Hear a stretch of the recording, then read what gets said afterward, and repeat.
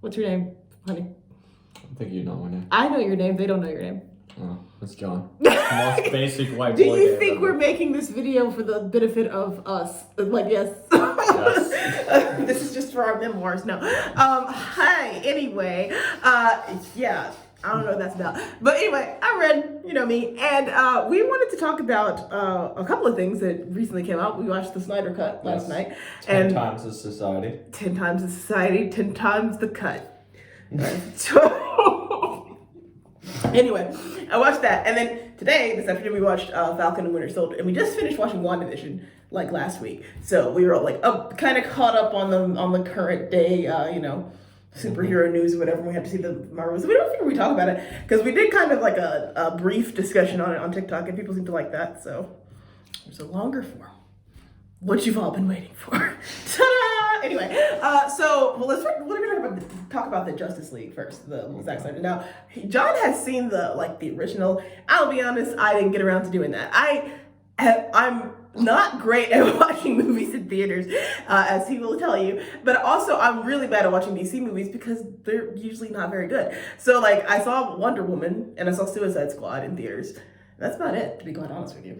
How dare you not see the utter garbage that was at the I mean, and I heard such good things about the Justice League movie, the original one with Joss Whedon, and so I did hear about some of the drama surrounding how Zack Snyder left the project because his daughter tragically died, and Joss Whedon who took it over and interjected some of that classic Whedon humor. Yeah, so much humor. Randomly forcing Henry Cavill to come back. Didn't force him to say it. CGI mustache. I saw Mission Impossible. There was no reason for him to have that mustache or not. It was the mustache was integral to the artistic vision of Mission Impossible. No, it wasn't. You don't understand. It wasn't. You don't understand. You're just gonna be a person without a mustache with a mustache. It doesn't matter if you have a mustache. It matters so much. We needed the CGI Henry Cavill face. Okay. Well, that movie was terrible because of it. Yeah. Well, I mean, I think it was terrible for a couple of other reasons. The jokes didn't land. They were introducing too many characters. They tried too hard to be like the Avengers, but I mean, the thing is, you can't. I mean, the whole reason that the Avengers worked is because there were standalone movies that introduced most of those characters. Yeah. So it wasn't like you randomly got introduced to these characters the first time ever, and it's hey, imagine if they tried to do the Avengers in 2012, but they hadn't done Iron Man yet. And then in the movie, they were just oh, hey, this is Iron Man, and he does a thing. And then, no one, it's just too much information for one film. And I can't grow to care about a team of heroes if I don't know who half of them are or, why I should care. The other issue with that movie was only an hour and a half long. So you had 5 minutes probably to introduce a character before they had to race through a next action scene or race through a next drama scene. So you had no chance at all to get connected to the characters. Which is exactly the problem with Suicide Squad, which is a DC movie that I did see. Yeah. And that movie had the exact same problem, where it was you don't know who the crap any of these people are, because none of these people were previously introduced. Were any of them previously introduced? I don't even think Harley was previously introduced. None of them were. So it was literally, well, there's a lot of problems with Suicide Squad. One of them was that it's cut like a trailer. You and then the samurai lady that was just introduced halfway in the movie? They come on the plane and she just shows up, and then it's just this is Katana. Her sword traps the souls of her victims. I'd advise not pissing her off, and that's it. That's all we get. Are you kidding me? What? That is such a massive piece of information to just kind of glide over. What? Yeah, Suicide Squad had a lot of issues, but that was one of them. It's just you got 5 minutes to introduce each character, and then they just Slipknot. Remember him? It was Slipknot, the man who can climb anything, and then he dies in 5 minutes. It's well. The funny thing is, before I saw the movie, I went with my friends to I think one of the restaurants, and we were talking about the movie. I saw the trailers and speculating he was gonna die 5 seconds in, and I made $10 out of that. Hey, look at that. Against Nobu. So really, it's amazing that I even remember what his name was, because he was that not relevant. Oh, he can climb up walls. He can climb anything. And I'm all right, well, he's dead now, so what? Or then the Flash showed up in that movie for 5 seconds, remember? Yeah. Because the flashback sequence of Boomerang, it's hey, the Flash is here, and now he's gone. All right, well. And like, okay, this is not a Suicide Squad review, but a lot of the same problems, according to people who have seen it, with Justice League. It's pretty much the same issues. No problem. And so like too many jokes, and then like not like too much time introducing characters, and like not knowing what they are. But so we watched the 4-hour cut, and like I was just dreading. Just 4 hours is a long ass time for a movie. Mm-hmm. Like it's a long time for a film. That's a long time. Well, I think it's the longest movie I've ever watched. I think so too. I mean, Titanic wasn't that long. Yeah. And Titanic is like 3 hours long. But the Titanic, literally, the actual Titanic, the ship, took less time to sink than that movie's runtime. Like, the Titanic sunk in 2 hours. The movie was 3.5 hours. So how would you want to do this? Do you want to talk about negatives first, or do you want to talk about positives? Yeah. Well, let's talk about let's talk about overall impressions and then negatives and positives. Right. And this is a spoiler review because I told John I don't know. I don't have any use for non-spoiler reviews because if I'm going to watch reviews because I've already seen the movie or I don't care to see the movie. And I don't know. It's hard to talk about a movie without talking about the movie, Yeah. So spoiler alert. This is your spoiler warning. But yeah, what were your overall impressions? What did you think? It was a lot better than I actually thought it was going to be. But I think it could be slightly better here and there. We agree some scenes need to be cut out here and there. Absolutely. There are some music choices that were a issue. And he's saying that just as someone who's completely uninitiated in music, and I'm a music major, music teacher, so you can imagine how agonizing it was for me. And there was great PlayStation 1 CGI throughout this movie for some reason out of like a $500 million budget or something. At least, do you have your phone on you? Yeah. Okay, can you look it up? Because one thing I do know is that the reshoots for the Snyder Cut, that was $70 million that they spent to like finish up Snyder's Cut when they decided they were actually going to re-release it. Because the Snyder Cut, for those who don't know, like I said, Zack Snyder filmed a 4-hour cut of Justice League, then left the project because his daughter died. So then Joss Whedon took over, and theoretically he was just there to sort of be an uncredited director and cut the movie down a little bit and make it just make it a functional product for them to release to the theaters. Because of course they weren't going to release a 4-hour cut. What Joss Whedon did was get in there and do his own little thing, and that's part of the problems that we had. And he cut it down to 2 hours, but he also cut a lot of scenes and rearranged a lot of scenes and just did a lot of random stuff with it. The estimated budget for Justice League is $300 million. So that's $300 million for the original. Yes. For that's $300 million, and then plus an extra $70 million for the reshoots and the upgraded CGI for the Snyder Cut. Which in some ways it was upgraded because Steppenwolf looked a lot better. Yeah. I do know from shots of the original that he looked like he was wearing a Party City costume in the original. I don't know what they were thinking. So in that regard, they did Steppenwolf look way better, but it's like all of the budget went into making Steppenwolf look good because almost none of the rest of the effects look good. I mean, some of them did, but very few. That was my biggest complaint, even just from the trailer. I was watching the trailer, John showed me the trailer, and I was like, this cannot be real. Like this looks bad, and I'm not like a visual effects expert, and I can tell that this looks bad. Like this looks like a PlayStation game. This looks like my Xbox 360 graphics, like on Assassin's Creed. Like this cannot be the final product. This looks terrible. And then we finally watched the movie, and it's like there were so many scenes where I was like, are they kidding me right now? Like half the time the characters look like Gumby dolls. Like when Wonder Woman first shows up, like there's this scene in the bank or whatever it is where she intercepts this like bank robbery heist hostage situation thing. She threw people like rat dogs. Yeah, well, okay, there were a lot of problems with it. First of all, there was a lot of, which you'll notice in the whole movie, there's a lot of speeding up and slowing down. A lot of speed ups and slow downs. So it's like she would dash in super fast and then it was and it was like that nonstop for like 15 minutes. And it was like, what is happening? Like it was just so stupid looking. And she was like flinging people around like they were weightless. She looked like a doll, because I'm sure that whole scene was CGI. Yeah. Like it was just, I don't know. What did you think? That actually looked a lot worse than the theatrical cut, which I'm glad they improved it slightly. But it's like improving a slight turd. It's still turd, but It's shinier. Now I got to imagine, putting shoe polish on a turd, really, because I'm trying to imagine how it could look worse, because it looked really bad. And also, it raised just like, in terms of a moral issue, and this is the problem that a lot of people have with Zack Snyder's interpretation of these characters, is he just wants them all to be as violent as possible for no reason. Like, everyone has an issue with the fact that he makes Batman a violent person that kills people, which is like the antithesis of what Batman is supposed to be. He's like, Batman's like, oh, I don't want to kill people, and then in Zack Snyder movies, he's like, bam, bam, bam, bam, pew, pew, blow him up. Like, he does not care. And then even with Wonder Woman, like, she's got a pretty high moral compass. Meanwhile, in this movie, like in the Wonder Woman movie, she's extremely noble. She doesn't kill anyone unless it's absolutely necessary. And meanwhile, in this heist thing, she obliterates every single one of those like terrorist dudes. And then when there was one terrorist left, and he had a machine gun and was pointed at a bunch of little kids who were hostages.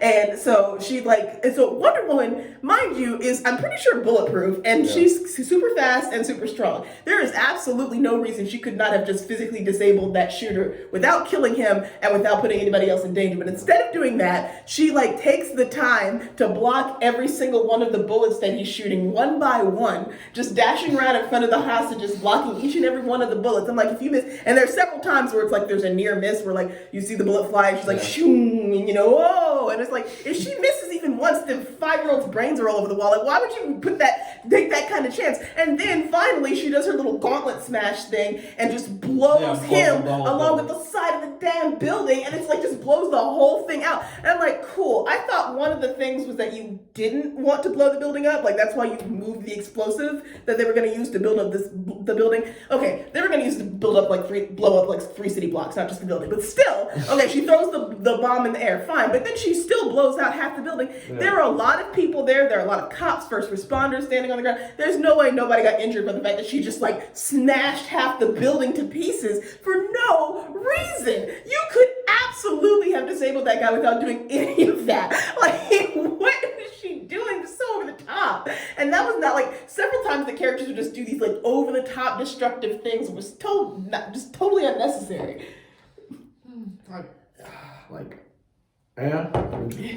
Well, I think you really wanted a rated R version, which I think that's. Well, I mean, it was rated R, yeah, and it was more gory. I mean, there was a lot more gratuitous blood, which I don't really care. I mean, I didn't mind that, but it was just like, scenes like Wonder Woman blowing up a building for no reason just are not in character. Plus, I feel like they nerfed Wonder Woman. Yeah, Zack wanted a hardcore Justice League movie, and this is pretty much the most hardcore you're gonna get. Yeah, I'm a superhero film. Yeah, unless you're watching like The Boys or something. Like this is like definitely more. And I mean, they do cuss. I mean, not like a ton, which I'm glad they didn't, because I think it would have felt weird if they had just been. Well, you didn't want Batman to come up and say F word all the time. No, I mean, it's like he did say it, I think, once or twice, which in a place where it would have been natural. But I mean, if they had just been dropping F-bombs every 5 seconds just to be edgy, that would have been lame. Yeah. But yeah, like, okay, they did that, which is fine. But I felt like, some of the characters just didn't act in character. And I saw a lot of people pointing out, and I agree, that they super nerfed Wonder Woman. Wonder Woman is a lot stronger than she appears in this film.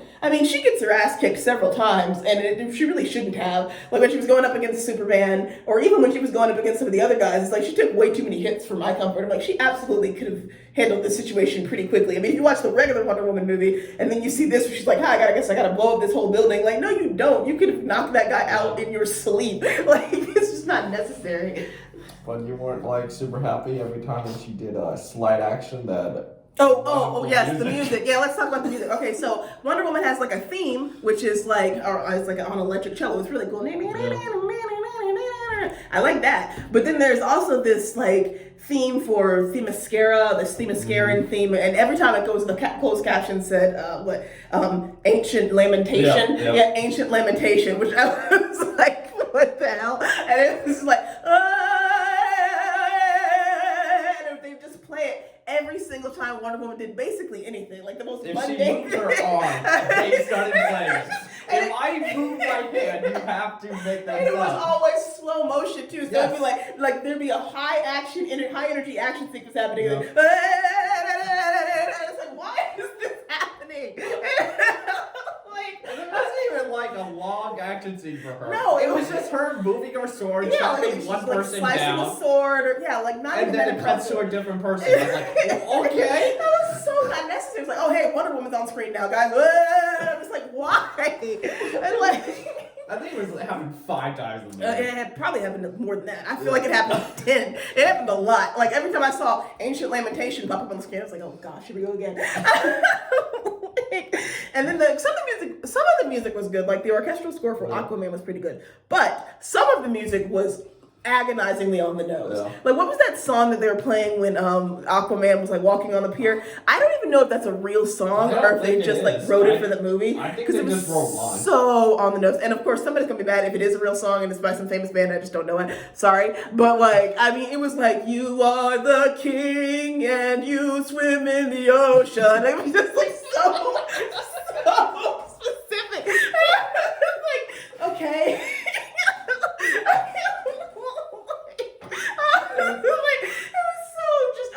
And it was one of the many scenes that could have absolutely been cut. Like when those ladies are singing in like Finnish or Icelandic or something, and that scene lasted for like a whole 5 minutes. Like, okay, why? I don't know. I was just like, okay, I still don't understand what the purpose of that was. I don't even know what they were saying, and they didn't translate it. So I was just like, what is happening? Why are they singing in Icelandic? And why did it go on for like 5 straight minutes? Like, there are several scenes in there. Like, I think there was maybe 5 minutes before there was even any dialogue. Yeah. Like, there were a lot of really long sequences of broody staring at each other and no talking. Yeah. And that felt a little bit long. That was the biggest issue that I have with it, is the runtime. This did not need to be 4 hours long. I mean, there were parts of it, which we'll get to, that were really good, but like, you had to wait a long time to get to those parts. Yeah. Like, I'd say the last hour and a half was pretty good. Yeah. A lot of good action, a lot of good stuff, but like, it's just like, why did I have to watch Lois Lane be sad in like 5 separate scenes? What was the purpose? There was no reason for her to be the thing. The only scene she had was giving the cop coffee, and then being depressed that Superman died, that, hey, I don't want to go to work. And then Martha pretty much saying, hey, go to work. And then Martha just shows up and says, stop being sad. But then, hey, surprise, it's not Martha, it's Martian Manhunter. Because reasons. I don't freaking know. Like, why is Martian Manhunter in this movie? That's all he does is like pretend to be Martha so that he can tell Lois to stop being depressed. And it's like, huh? Like, what? Even though Martha could have done that. Martha could have done that. Would have been out of character for Martha herself to do that. I don't understand why Martian Manhunter had to like pretend to be Martha to do that. And like the only accomplish much. Really. No, I mean, she did go back to work, and then the only thing that she like did to move the story along was like stop Clark from destroying everything. Yeah. Because when so they bring Clark Kent back to life, which they did in the original, but whatever. And so they use the mother box to bring him back to life, and then he immediately starts just kicking everybody's ass, and that is a pretty good scene. I have to say, like that scene, he just shows up and they're like, oh, Kal-El, you're back, bam, bam, bam, blast, blast, like they're just like, oh shoot, like they're trying to like tie him down like Wonder Woman. Aquaman and Flash, and they're just getting blasted by this dude. He is like laser blasting him and punching him and headbutting. In the original cut, they had a scene like that, but he choked out Superman and choked out. You mean choked out Batman? Yeah, choked out Batman, and he did a lame joke saying, "Do you bleed?" And then he threw him down, and Batman said, "Yes, I do." Huh? Yeah. Do you bleed? Do you bleed? Because don't you remember Batman v Superman? Like, do gods bleed or all that stuff? And it's a callback. Oh, yeah. Callback. Oh, so funny. No. And then this one, he like finally he does corner like Bruce, and like because Bruce has some kind of magic gauntlet thing that Alfred made him that like absorbs the laser blast, but it only works once, I guess. And so then he threw it off. He threw it off, and then he had another one. Yeah, and then like he's about to, and he concentrates a laser beam on Batman's chest for like 10 solid seconds, which should have killed him, but whatever, he's Batman. And then Lois shows up and she's like, no, Clark. And he stops trying to kill everyone and just flies away with Lois, and that's that. It's like, that's cool. All Lois did. And then everybody was like Gotham was like, okay, so was that a good idea to bring him back? Because that seemed to kind of backfire on us.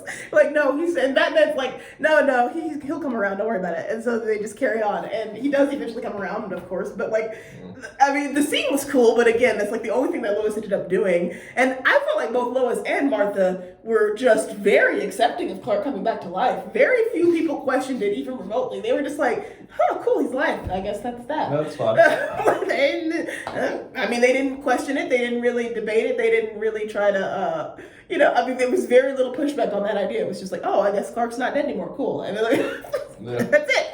But yeah, so it was just like that, like the scene was cool. The sequence of it was a little odd, but whatever. And then the last part was really cool. Like the fights, the epic fight that they did against Steppenwolf. There was probably like an hour of action or less. Yeah, which made up for it because Steppenwolf was the big bad of the original, right?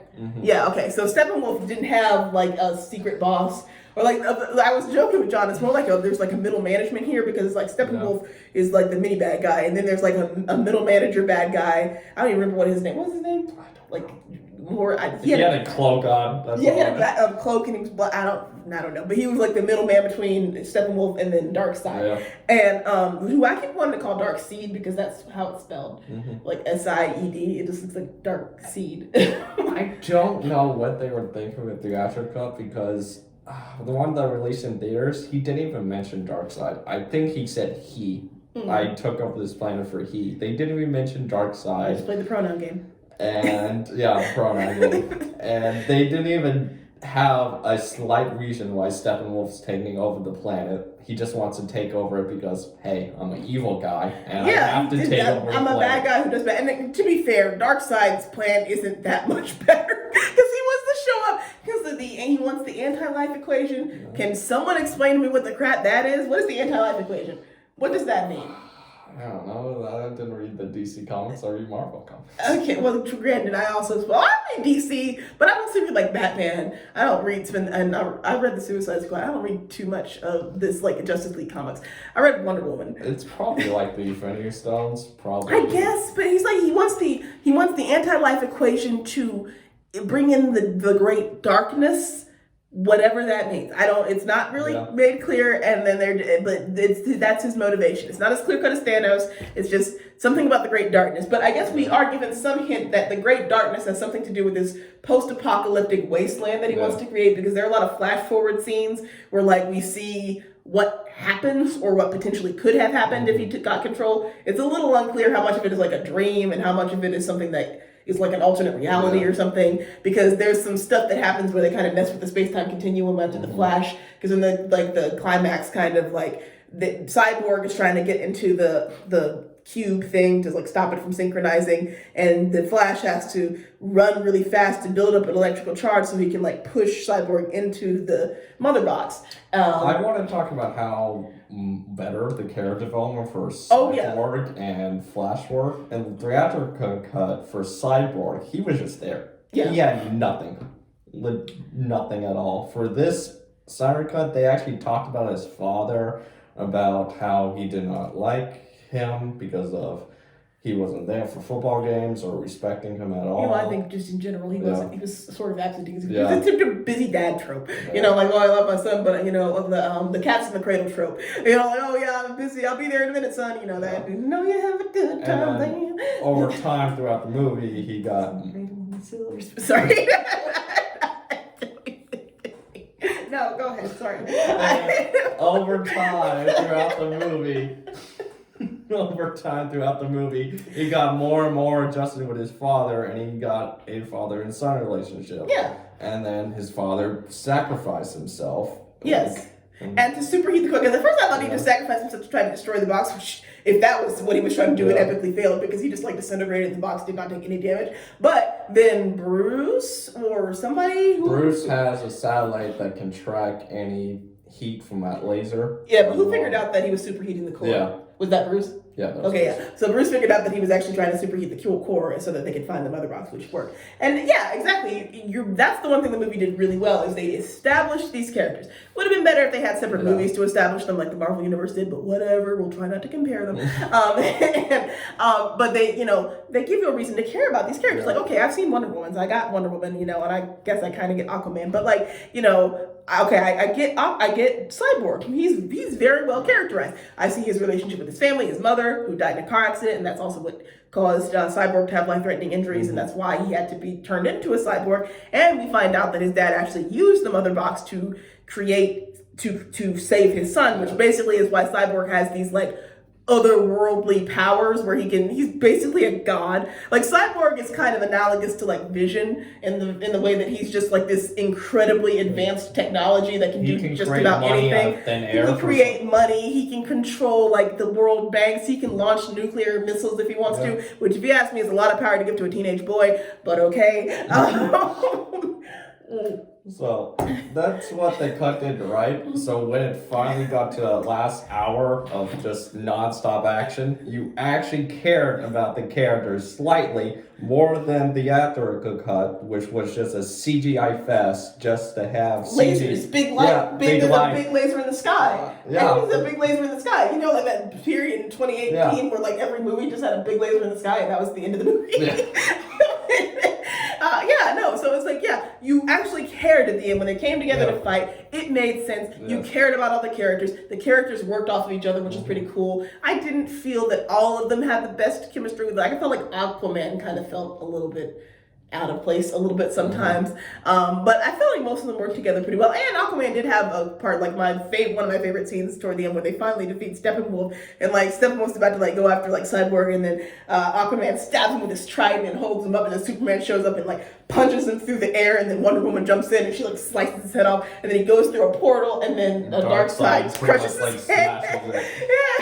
That was epic. Or the scene where Superman shows up to stop Steppenwolf from like slicing Cyborg or whatever, and he just like blocks the axe with his chest, like and it just blows and it turns into dust.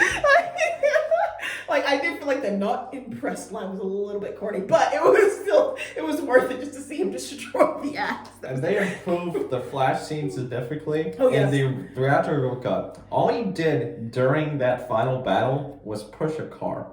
I'm not joking. He pushed a car with citizens in it. That was it. That's all he did. Oh yeah, that Russian family that you love so much. Yeah, that Russian family that, thank God, was cut out. I don't know what they were thinking with that at all. No, and then with the one Flash scene we did not like though was that when Flash's introduction scene when he saves the girl from the car accident, and it's like again they play a weird song, and then they play like this romance song because I guess he shared a longing look with this girl for 10 seconds earlier, so I guess he's in love now, and she's like flying through the air or whatever. Which by the way, everyone in this movie is allergic to looking at the road when they're driving. Like the accident happens because a truck driver is trying to reach a sandwich that he dropped on the ground, and he like reaches down like this for like a solid 25 seconds. Who takes their eyes off the road for that long? Like he's like not looking at the road at all, and she's also not looking at the road because she's like dee, dee, dee, dee, and she's like looking out the window like like the whole accident happens. And then even Cyborg's mom, when she dies, I'm not sure that she could have avoided the accident even if she had been looking, but she was not looking at the road. She was talking to Cyborg, and then they just get side blasted by a truck or something, and then it's just like, why is nobody looking at the road when they're driving? But like way too much of people just like driving and looking and talking like this for like way too long. If Zack Snyder was giving like a hidden message like, hey, pay attention to the road when you're driving, folks. But so that happens, and he like Flash like ran. He's like in the middle of a job interview for like a dog walking agency or whatever. So he like breaks through the glass. He runs up. He takes the time to like lovingly push her hair away from her face, and he grabs a hot dog and sticks it in his pocket, like all this weird stuff. And then just gently picks her up and places her on the ground. It's just like, all right. Yeah, he took his time. He did not being real creepy here. Like it's not necessary. And it was like I only saw you for 10 minutes, and you look kind of hot. Not even did 10 seconds. It's like, oh my darling.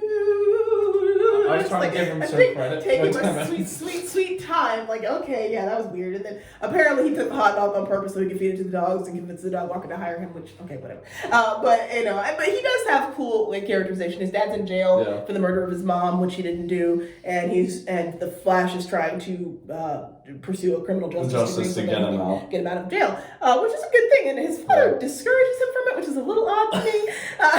Hey, I don't want you to pursue that career, even though you can get a job option. He was like, I want you to get a real job. Like, stop wasting your life trying to help me. And I'm like, dude, I mean, like, yeah, okay, he's got a couple of dead-end jobs to, like, pay for his tuition, but, like, once he gets a degree in criminal justice, he can do a lot with that. Yeah. Like, that's a decent career path. Yeah, it's not like he wants to be a drug dealer or something. Like, he's trying to help you. Calm down. No, he's wasting his life. Yeah, but they do have a nice moment at the end where he's like, where he tells his dad that he finally got a small job in like a criminal justice agency. He's like, oh, that's my boy, and so that's heartwarming. Yeah. That part's touching. You saw. But that Flash scene where pretty much Darkseid or Steppenwolf got control of the thing and the box were exploding, and it showed Flash got shot, and he pretty much reversed time, which was like really cool how he pretty much stopped the explosion from happening. Yeah. And then he took Cyborg where they were able to undo the boxes and get everything away. Basically, what he did was reverse time. Yeah, because the box did explode. Yeah. Because you see it explode, and then you basically see Flash move faster than the speed of light, and somehow go back in time because you literally see like people's like bodies like reattach, like body part, like even Superman, like you can see blood and sinew and stuff like come back as his arm comes like back to him. So like he basically reverses all the damage that happens, and then when they see Steppenwolf, he's kind of like in another portal to another dimension or something like that, and or not Steppenwolf, Darkseid, and. Darkseid's like, oh darn, I would have gotten away with it too if it weren't for you meddling kids. And the portal closes after Steppenwolf dies. But also, that was one thing I meant to mention with the anti-life equation. Yeah. We were talking about how like okay, so there was this big revelation moment where like Steppenwolf comes back and he's like.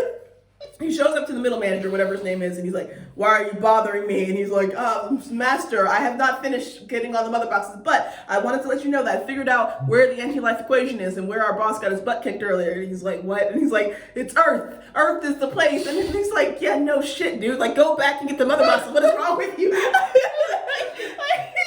My problem with that is that Darkseid sent Steppenwolf there.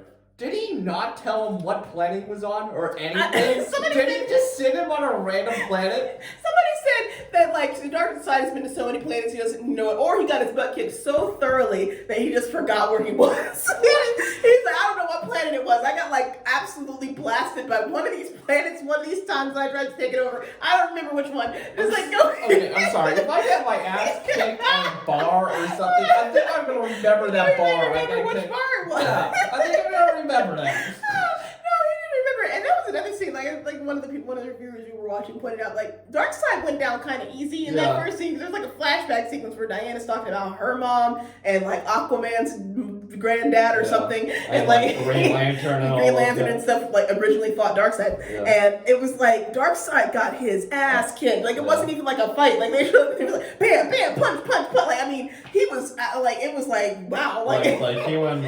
One of the humans pretty much had a large axe and pretty much cut off the Darkseid. Yeah, they just, I mean, he got just sliced and punched and kicked. He took so much damage. I'm like, is this like some kind of demigod mastermind demon? Or just because they were like, he was feared by all universes or whatever, and he's conquered many, many worlds. And then all it took was like everyone on Earth to quit fighting for a couple of minutes, and then they destroyed him very easily. So that was a little interesting. I was like, okay, it doesn't seem that threatening if you beat him that easily. But yeah, so it was pretty good. You know, I mean, overall, it was definitely an improvement. Would you say on the original? Yeah, I think if Joss had actually done his job and simply taken this cut and cut out the stupid extra stuff and just made it a cohesive film out of what Zack Snyder had already filmed, I think it would have been fine. But I think we both discussed there was no way they're going to release this 4 hour. No, they weren't going to release a 4 hour film, but he could have cut it. Yeah. He could have cut it to a reasonable length and still kept Snyder's vision instead of doing his own thing, which is what he ended up doing. Like, they could have cut off most of that epilogue at the end. Epilogue? The epilogue at the end where they showed the Joker. Oh, yeah, the epilogue. Okay, so, like, the movie seemed like it was ending, right? When all the Justice League, there was, like, a big drama shot where all of the Justice League people were, like, standing in a neat row and, like, the camera panned across them. Like, cool, the movie's over. And there was, like, epilogue of Father Twice Over. Oh, okay. And now Cyborg listens to a recording that he had previously destroyed, but he uses his magic robot powers to fix it, and he listens to his dad talking about how he was proud of his son and like all of the things that heroes can do. And as the voiceover is happening, we see each of the heroes doing their thing, walking around, resolving. We see Aquaman go off the truck off to his home. It was very again, not to bring up Marvel again, but it reminded me a lot of the Avengers because you know how like Thor gets in the truck and goes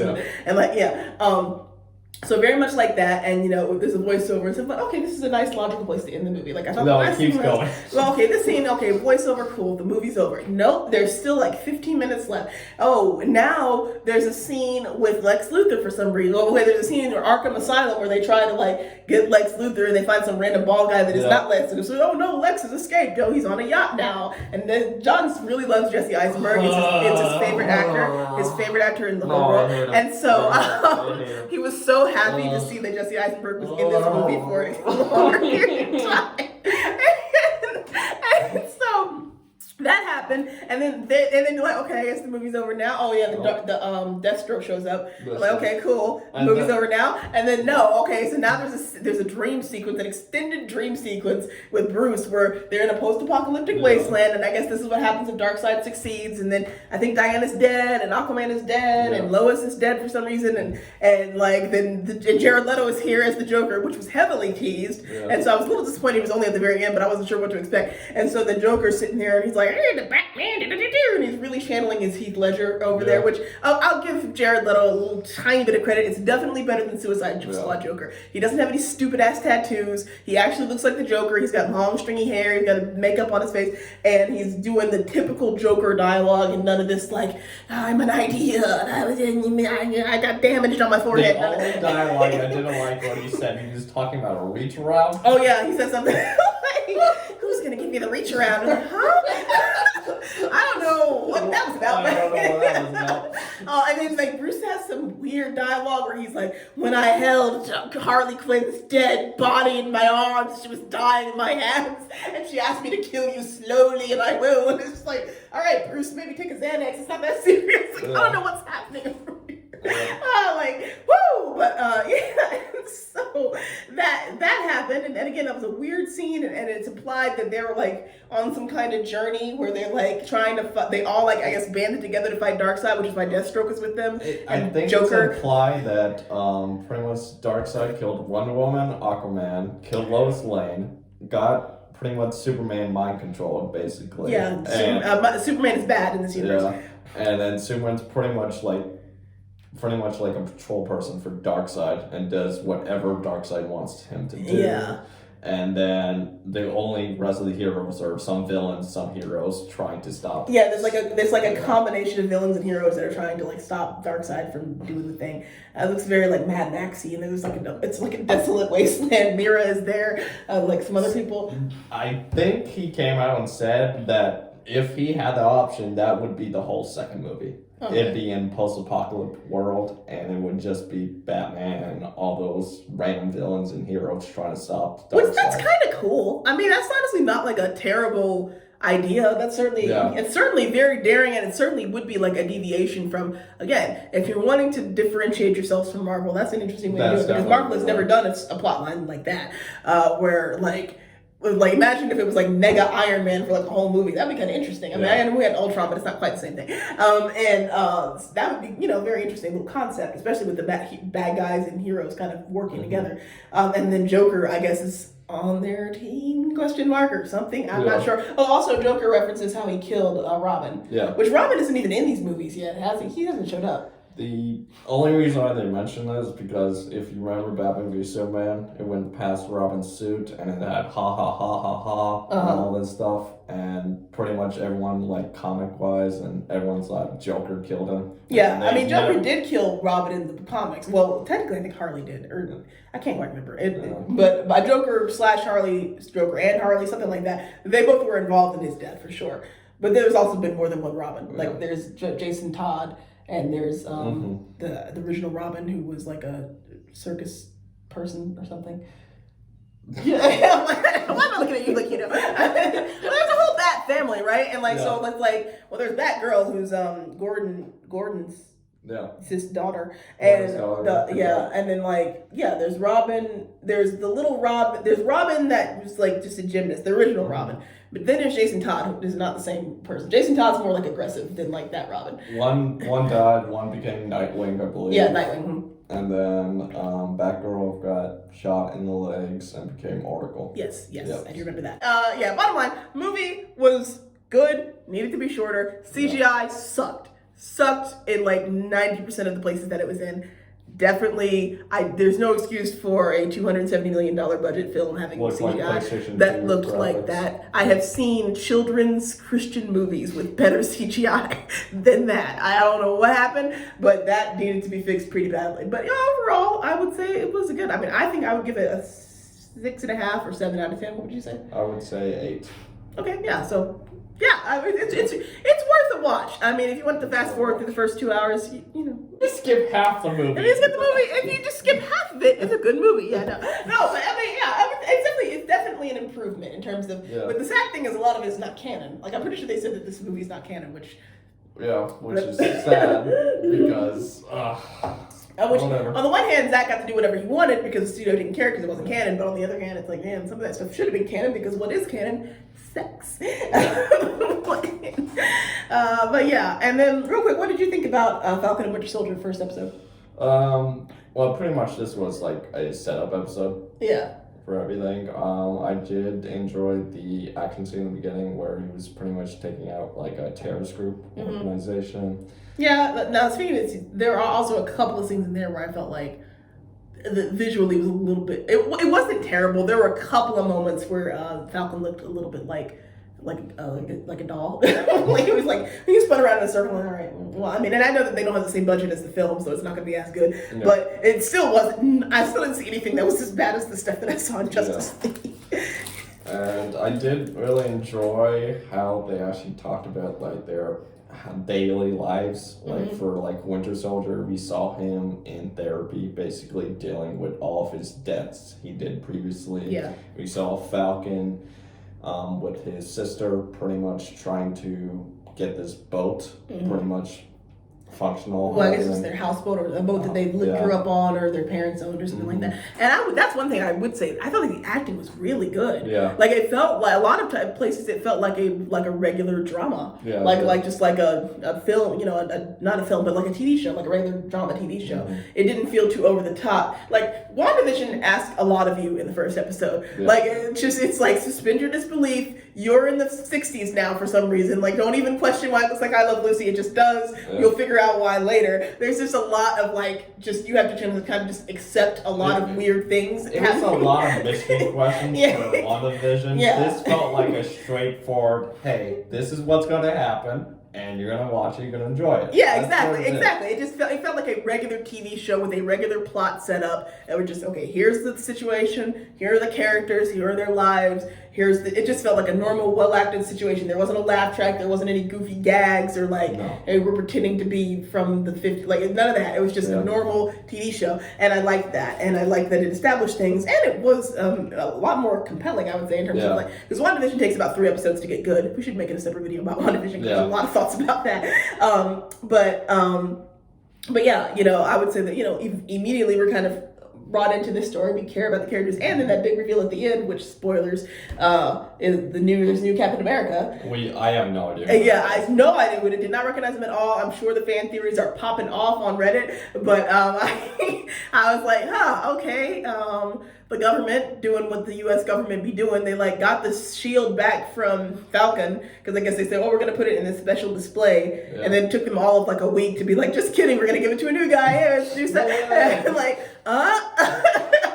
So yeah, very interesting. I am looking forward to seeing what becomes of that. But yeah, so that's just a couple of initial thoughts on Falcon and Winter Soldier. Of course, nothing huge has happened. Do you know how many episodes it's supposed to be? I think 6, so 5 more. 6? Just 6? Oh man. Well, to be fair, WandaVision episodes were only 20 minutes. It felt like 20 minutes at least. And this... Well, they were 30, but still. And this felt at least an hour. Yeah, I think it was an hour. Yeah. I mean, I guess it's fair. I'd watch a whole regular season of it because it looks good. Yeah. But yeah, no, I'm looking forward to what happens in this, and I'm sure it's all designed to set up the new movies, the Marvel Phase 4 or whatever. Yeah, Phase 4. Which I'm definitely looking forward to. All of the actors who have not yet gotten sick of Marvel and a few new ones are going to be in these new movies. Only Riley Downer Jr. got sick of it. No, what about Chris Evans? He'll come back. Are you sure? He said that rumor has risen a couple of times, and every time he's gotten on Twitter, been like, nope.